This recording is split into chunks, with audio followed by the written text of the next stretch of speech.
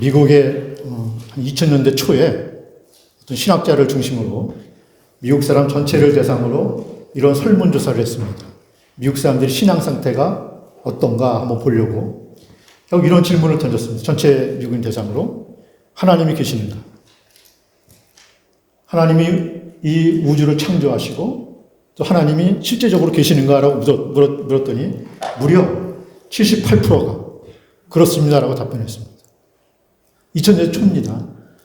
그래서 그렇습니다라고 한 사람들을 대상으로 다시 한번 물었습니다. 그러면 그 하나님의 말씀이 정말 진리고 그 하나님의 말씀대로 살아가고 있습니까? 자기가 생각할 때. 그때 사람들이 갑자기 자신감이 떨어진 거예요. 하나님이 계신 건 아는데 하나님 말씀대로 그 뜻대로 살아가는 사람은 불과 22% 정도였습니다. 20%가 조금 넘었습니다. 그냥 머릿속에서는 아는 거죠. 저희들처럼. 누가 교회 와서 성도님들에게 하나님 계십니까? 그러면 아니요 하는 사람 아무도 없죠.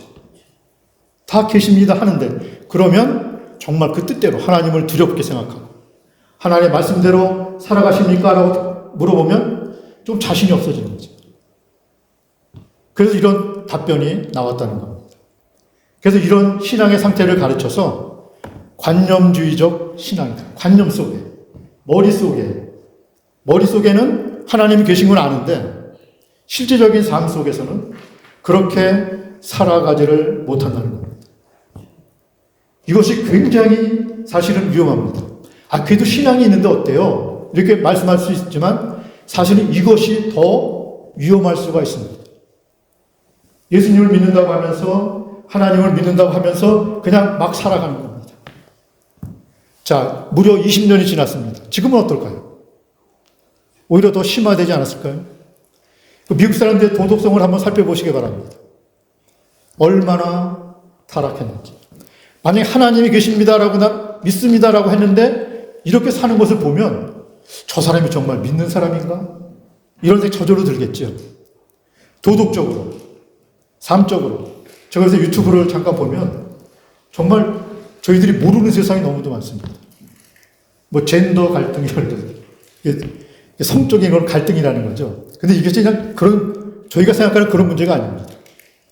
실제로 어떤 문제냐면 상원 청문회에서 질문하는 겁니다. 운동하는 사람들한테. 나온 사람한테 상원의원이 묻는 겁니다. 여자와 남자를 어떻게 구분합니까? 라고 물었습니다. 그랬더니 거기 나온 사람이 자기가 여자라고 생각하면 여자고 남자라고 생각하면 남자라는 겁니다. 여자라고 생각하면 여자라는 겁니다. 그래서 실질적으로 그런 주들이 많습니다. 화장실에 그냥 일반 화장실, 뭐 스타벅스도 지금은 뭐 이렇게 남녀 공동 쓰지만 그런 화장실에 한 명씩 들어가니까 상관은 없죠 별로. 그런데 공중 화장실에 여기에 내가 여자라고 생각하는 사람이 여자 화장실에 들어가도 되는 겁니다. 이것을 막으면 어떻게 됩니까? 법에 위반이 되는 거예요. 왜냐하면 나는 여자라고 생각하는 거예요. 그러니까 그걸 따지는 거예요. 목욕탕에도 마찬가지입니다. 캘리포니아. 나는 여자라고 생각하니까 들어가는 거예요. 그런 시대입니다. 젠더가 이런 사회에 저희들이 생각하는 것보다 훨씬 더 심각하다는 얘기입니다. 저희는 관심이 없으니까 그런 문제에 대해서 당연한 거다. 그런데 실질적으로 그것이 상원 청문회에서 상원의원이 질문을 하면 거기에 대해서 당당히 답변을 합니다. 사람들의 자유를 억압하면 안 됩니다. 내가 여자로 생각하면 그것이 여자입니다. 이렇게 답변을 하는 겁니다. 얼마나 타락했습니까? 도덕적인 건 문제가 아닙니다. 종교적인 타락은 얼마나 심합니까? 이단들이 얼마나 많습니까? 사이비들이 얼마나 많습니까? 만약에 하나님이 계시다고 믿고 두려워한다면 이렇게 이단들은 둘째치고 사이비들, 내가 예수다, 내가 성령이다, 내가 하나님이다라고 자신 있게 말할 수 있는 사람이 있을까요? 그런데 많다는 거예요. 종교적인 타락입니다. 아예 그냥 신앙 상태를 벗어나서 기독교적인 배경이 없는 상태에서 그렇다면 문제는 그렇게 심각하지가 않습니다.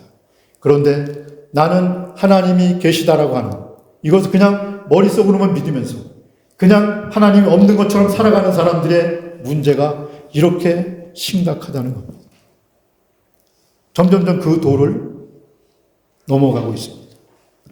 이런 상황을 성경에서 그대로 보여주는 성경책이 바로 사사기입니다. 사사기는 어떻습니까? 사사기가 기록된 것을 보면 참 뜻밖입니다. 사사기, 룻기, 사무엘, 상하입니다. 자, 룻기가 딱 그 가운데 껴있거든요. 그러니까 사사기가 이렇게 내려오는 겁니다. 그러면 하나님의 나라라고 하는, 하나님이 계시다고 하는 절대적인 신앙을 가진 이스라엘 백성들이 어떤 모습으로 변화되는가를 한번 살펴보시기 바랍니다. 하나님이 계신 걸 믿었습니다. BC 2000년 전에 아브라함 때부터 하나님의 나라에 대한 비전을 주셨습니다. 너희 백성들을 구름같이 하늘의 별처럼 많게 해주겠다. 가나안 땅을 가리키면서 이 땅을 너희 후손들에게 주겠다. 그리고 500년이 흘렀습니다. 그리고 백성들이 많아졌습니다. 나라가 있으려면 땅이 있어야 되죠. 백성이 있어야 되죠. 법이 있어야 됩니다. 그런데 땅 문제는 가나안 땅입니다. 백성의 문제는 500년이 흘러가면서 수백만 명의 이스라엘 백성들이 생겨났습니다. 자, 모세를 통해서 법이 주어졌습니다. 하나님 나라는 이런 법으로 통치되는 나라다라는 겁니다. 자, 그리고 이제 광야 생활을 끝내면서 가나안 땅으로 들어오는 겁니다. 땅 문제입니다. 이 땅도 하나님이 약속해 주셨습니다. 이곳에 나라를 세우면 그것이 하나님의 나라가 될 것입니다. 자, 그런 소망을 가지고 기쁨으로 흥분된 마음으로 가나안 땅을 점령해 왔습니다. 여호수아, 갈렙 이런 전설적인 사람들을 향해서 이 사람들이 다스릴 때는 어땠습니까? 절대적인 신앙이 있었습니다. 하나님이 분명히 계셨습니다. 모세를 통해서 광야 생활 동안 얼마나 하나님이 기적적 역사로 이스라엘 백성들을 인도했습니까? 누구나 다 하나님 계심을 믿었습니다. 자, 그런데 가나안 땅으로 들어오자마자 사람들은 하나님 말씀에 절대적인 순종을 하지를 못했습니다. 왜 그랬을까요? 살아가는 거니까. 지금까지는 됐습니다. 자기네끼리 살아가면서 광야에서 법으로 살아가면서 이건 됐습니다. 그런데 가나안 땅에 들어오니 거기에는 가나안 백성들이 살고 있었습니다. 다 죽여라. 다 쫓아내라. 왜냐하면 그래야지만 하나님의 뜻 가운데서 하나님의 나라가 세워질 것이기 때문에 그랬습니다. 그런데 사람이 그런 거예요. 살고 있는 사람은 어떻게 다 죽입니까? 어떻게 다 쫓아냅니까? 그러니까 타협을 하는 거죠. 그래, 농사도 좀 가르쳐다. 너희들은 어떤 걸 섬기니? 그러니까 농사를 지려면 비가 내리도록 누구한테 빌어야 되고 우상을 만들어 거기다 빌어야 되고 하니까 우상이 생기는 거죠. 자, 이러니까 무려 가나안 땅에만 들어가면 될 줄 알았는데 이것이 무려 350년 동안을 이렇게 지속되어 오는 겁니다. 어떻게? 하나님 나라 이곳에 세워진다라는 소망을 가지고 들어왔는데 그곳에서 350년 동안을 이 사람들은 반복적인 생활을 합니다. 어떻게 생활합니까? 자, 이제 이 사람들이 가나안 백성들과 타협하면서 살아가면서 타락을 합니다. 자, 그럼 하나님이 심판을 내립니다. 그러면 다른 민족들 통해서 이제 고난을 받습니다. 그러면 하나님 앞에 기도합니다. 살려달라. 그럼 하나님이 사사를 세웁니다. 그러면 사사가 적들을 물리치고 평화를 이루어 줍니다. 그럼 평화 시기가 끝나고 사사가 죽으면 또 타락을 합니다. 자, 이것이 계속 반복이 됩니다. 그래서 이 사람들의 머릿속엔 뭐가 있습니까? 하나님이 우리의 조상에게, 아브라함에게, 모세에게, 여호수아에게, 갈렙에게, 기드온에게 이렇게 했었지 하고 부모님을 통해서 계속 대세손손 자손들을 통해서 그 신앙이 전수가 됩니다. 머릿속엔 알고 있습니다. 그런데 이 사람들이 계속 반복이 되다 보니까 점점점 타락을 하면서 17장, 21장까지 오면 사사기 17장, 20장 오면 지금 우리가 알고 있는 이 타락된 모습들이 그대로 그곳에서 재현이 됩니다. 17장은 어떻게 시작합니까? 미가의 우상, 신상을 세웁니다. 하나님을 안 믿는 게 아닙니다. 그리고 아들을 제사장으로 삼습니다. 그냥 막 하는 거죠. 자기 뜻대로. 자, 그리고 레위 소년이 하나 오니까 그래, 너 우리 집의 제사장이 되라. 그 제사장을 삼습니다. 그래서 이렇게 얘기합니다. 이제 하나님이 우리에게 복을 주실 것이다. 왜냐? 레위인을 우리 집안의 제사장으로 삼았습니다. 종교적으로 완전히 타락을 하는 겁니다. 자, 18장, 19장에 가면 어떤 일이 벌어집니까?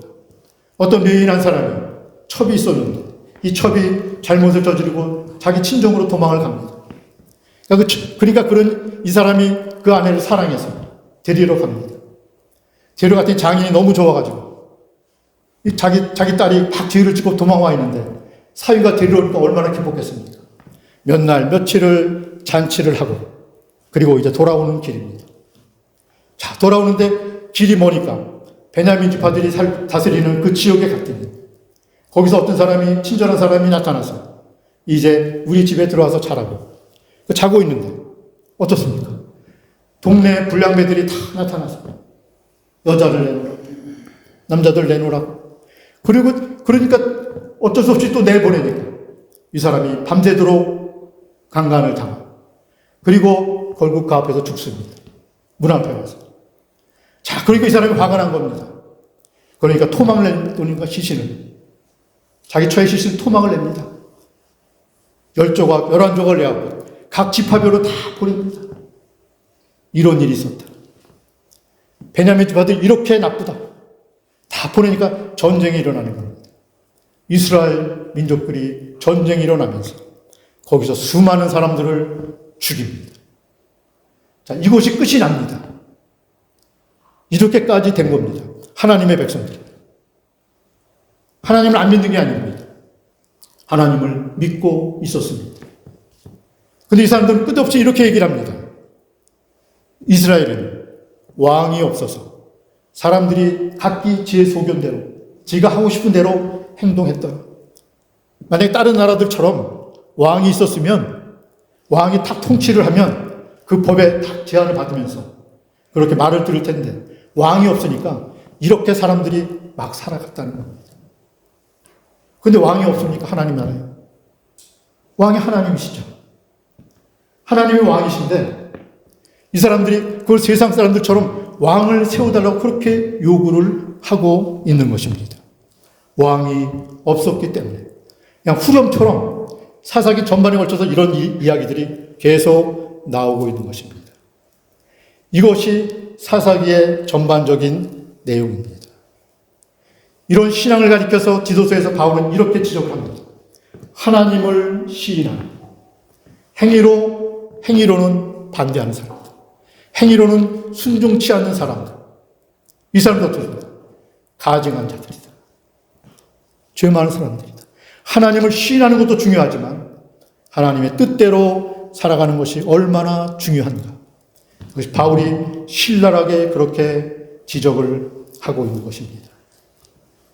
아마도 이스라엘 백성들은 이 가운데서도 하나님을 진정으로 경외하는 사람들이 10%가 됐든 20%가 됐든 이 사람들은 이렇게 생각했을 것입니다. 희망이 우리들에게 있습니다. 이 상태 속에서 과연 하나님 나라가 세워질 수 있을 것입니다. 절망 속에서 기도하고 있었을지도 모릅니다. 이 가운데서 룻기가 기록되는 겁니다. 룻기는 그래서 중요합니다. 사사기를 전반적으로 보면 아름다운 이야기가 거의 없습니다.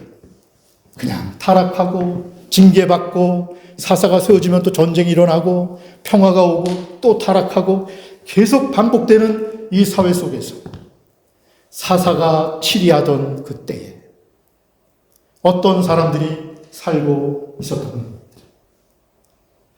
예루살렘 지역에 기근이 나서 그래서 엘리멜렉이라고 하는 이 가정이 이제 모압 지방으로 피신을 갑니다.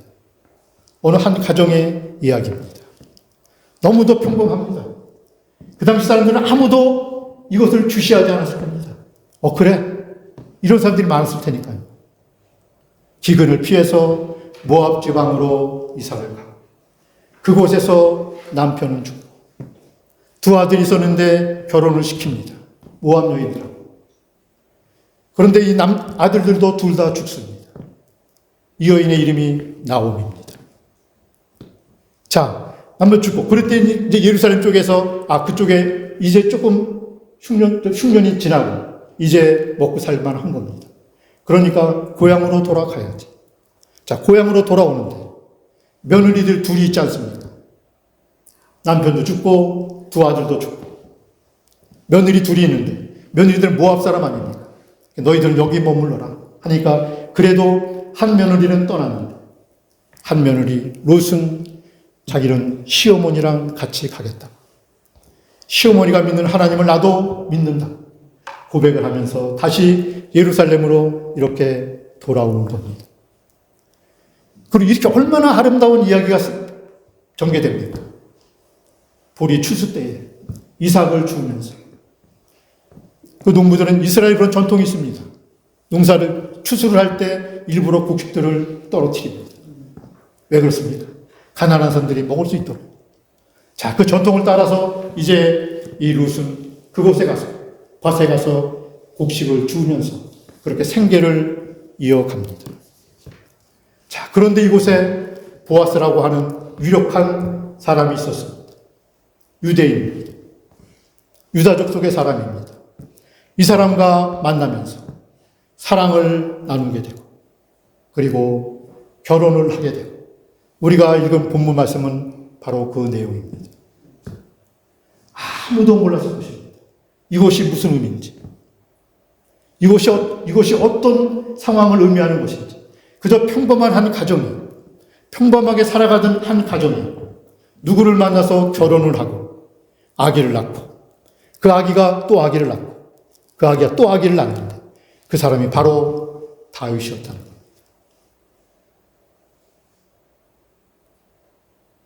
희망이 어디 있을까? 사람들은 늘 얘기합니다. 이 절망 가운데서 희망이 어디 있는가? 사람들은 늘 질문을 합니다. 그럼 저희들은 그 희망을 찾아서 노력하고 애를 씁니다. 제가 아시는 어떤 목사님 한 분이 중앙장로교회 그쪽 거기 계신 분인데 이스라엘을 가신다는 거예요, 여러분. 가신다는데 말릴 수는 없잖아요, 요즘에. 그래서 이게 지금 종말의 때가 돼서 우리가 이스라엘 가서 거기서 기도를 하고 막 해야 된다는 거예요. 하나님이 어떻게 역사하실지를 아무도 모르는데 그냥 이거라도 해야지 마음이 풀리는 거예요. 그럼 이스라엘 땅을 가신다는 거예요. 가서 기도하고 싶으셔서. 그 열정과 그 마음 이런 것들은 다 이해가 됩니다. 하나님의 나라는 어떻게 이루어질 것인가? 어떤 일이 일어나야 이루어지는 것인지 우리들은 잠시 생각을 해봐야 할 것입니다. 마치 이 상황과 지금의 현실이 얼마나 밀착되어 있는지 저는 말씀을 묵상하면서 그런 기도를 많이 했습니다. 우리는 지금 누구나 다 압니다. 세상이 얼마나 타락했고 기근도 나고 전쟁도 나고 자연재해도 일어나고 정말 이거 세상 끝나는 거 아니야? 그래서 이런 질문을 합니다. 그럼 하나님 나라는 어떻게 되는 거지? 우리 백성들은 어떻게 되는 거지? 절망들을 합니다. 그런데 여러분, 우리는 우리의 삶을 살아가면 되는 겁니다. 하나님이 하실 겁니다. 하나님이 하십니다. 마치 룻기에서처럼 아무도 몰랐습니다. 룻이라는 이 이방 여인이 예루살렘으로 오고 베들레헴 지역으로 오고 이곳에서 보아스를 만나고 그리고 아들을 낳고 오벳을 낳고 이새를 낳고 다윗의 아버지시죠.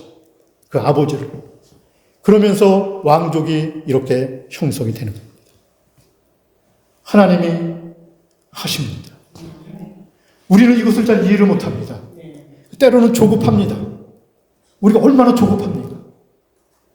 하나님 나라가 어떻게 이루어졌냐고요? 무려 2000년 전에 시작되고 500년 후에 모세가 나타나고 또 500년 후에 다윗이 나타나고 그리고 1000년 후에 예수님이 나타나셨습니다. 지금까지 그 약속이 이어져 오는 겁니다.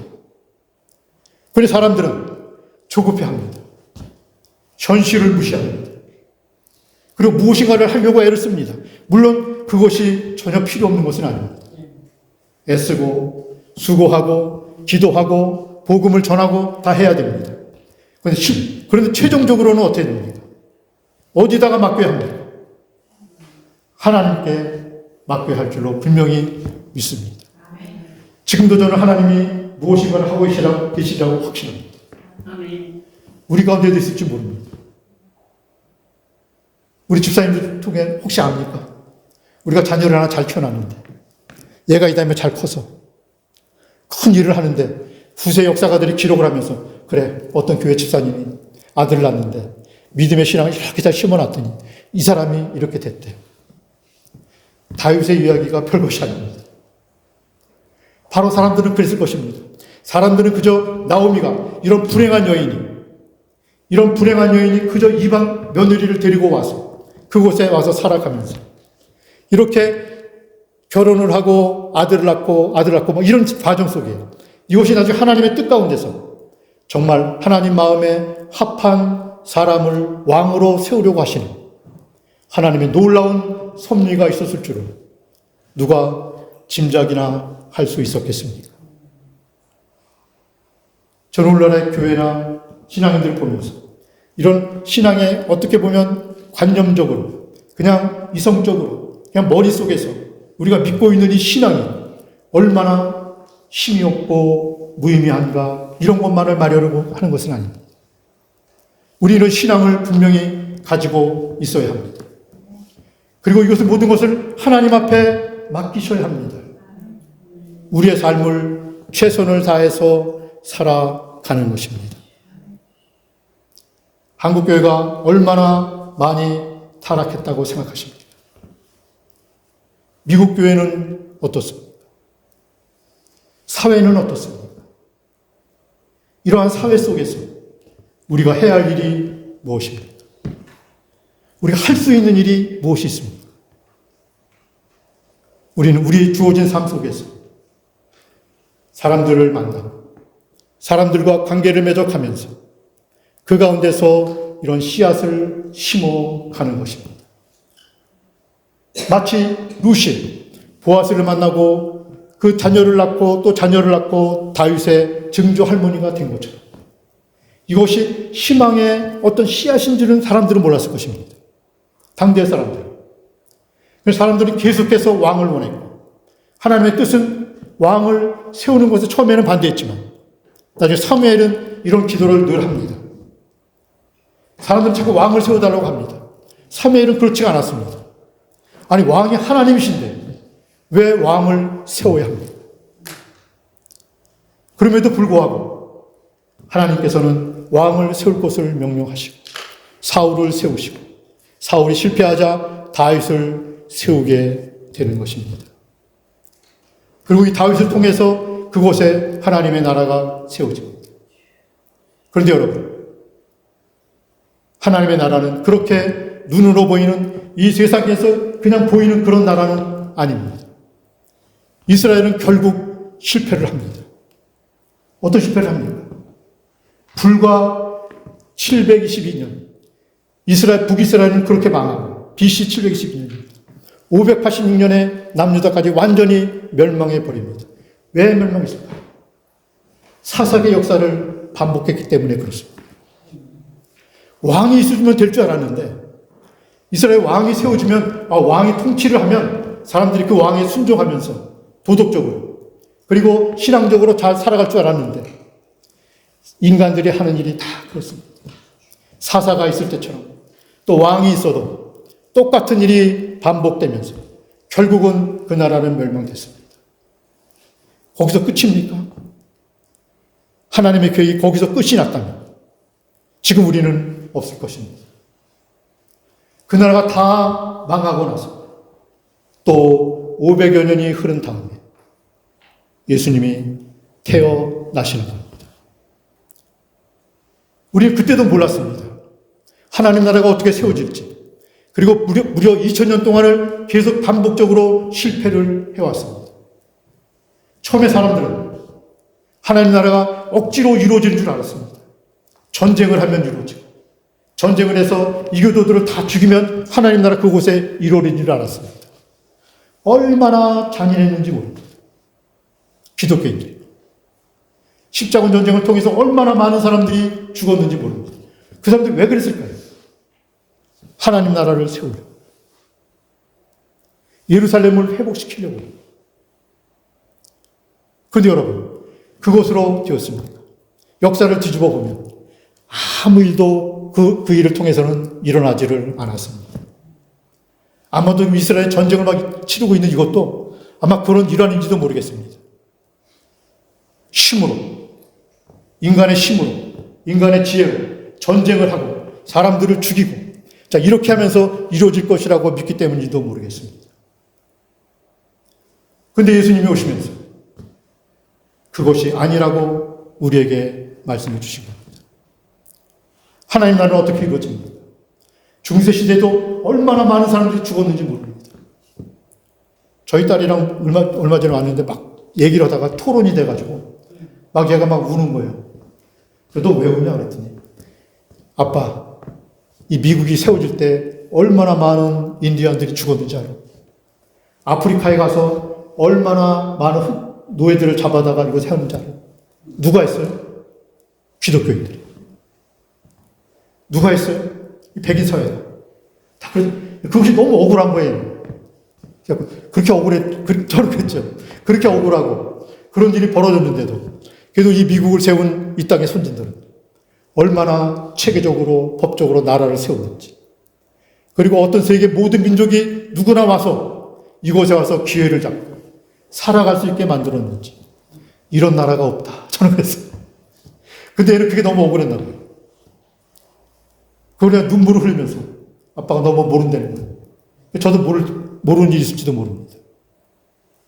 그럼 지금도 무려 2000년이 흘러오면서 사람들은 실패를 하고 실수를 하고, 그리고 하나님 나라가 어떻게 될 것인지 그렇게 생각하면서 기도하고 살아왔습니다. 지금 저희들도 기도합니다. 교회를 다니면서, 신앙을 가지면서 정말 이곳에 하나님 나라가 어떻게 이루어질 것인가? 신앙으로 세워진 이 나라가 왜 이렇게 타락해 가는가? 이 가운데서 우리는 어떤 일을 해야만 하는가? 인간적인 마음으로는 조급합니다. 인간적인 마음으로는 뭔가를 하고 싶습니다.